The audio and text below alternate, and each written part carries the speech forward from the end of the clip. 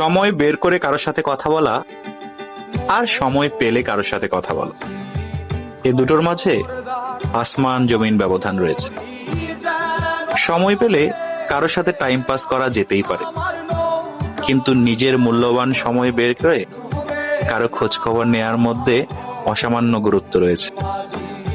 তাই বুঝতে শিখুন, কে আপনাকে সময় পেলে খোঁজ খবর নেয় আর কে নিজের মূল্যবান সময় থেকে সময় বের করে আপনাকে খোঁজ খবর। তার জীবনে আপনার গুরুত্ব 1 মিনিটে বুঝে যাবেন।